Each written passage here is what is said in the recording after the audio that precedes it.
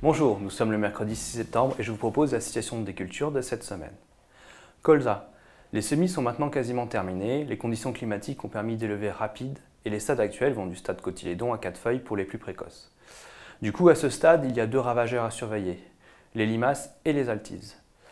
Pour les parcelles qui viennent d'être semées ou qui vont l'être, il est conseillé de disposer des pièges à limaces en bordure de champ pour surveiller leur activité et n'intervenir que si c'est nécessaire, sachant qu'actuellement on en observe très peu.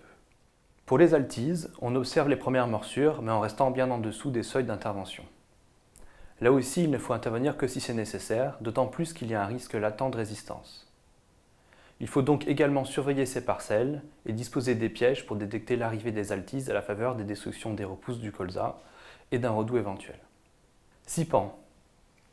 Arrivé maintenant en septembre, il ne reste guère que les crucifères, donc moutarde ou radis, qui peuvent être implantés. Cela ne serait pas raisonnable de semer autre chose. Pour rappel, les déclarations de non-implantation de couverts sont à déposer en DDT avant le 10 septembre. Maïs.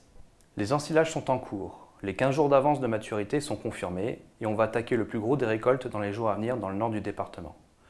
Pour ce qui est des suivis de matière sèche, on a observé un bond la semaine dernière à la faveur des températures des derniers jours du mois d'août. Avec la baisse des températures, l'évolution des teneurs en matière sèche a un peu ralenti ces derniers jours. On est en moyenne à 29% pour le département avec une progression actuelle de l'ordre d'un point tous les 2 jours et demi. Du coup, pour les semis du mois de mai, les ensilages devraient avoir lieu d'ici une semaine pour le sud du département et pour la fin de septembre, début octobre pour le nord. Les premiers retours sont très positifs avec des bons rendements. 2017 devrait être une bonne année en termes de quantité, reste à attendre les résultats de qualité. Bonne semaine, à la semaine prochaine.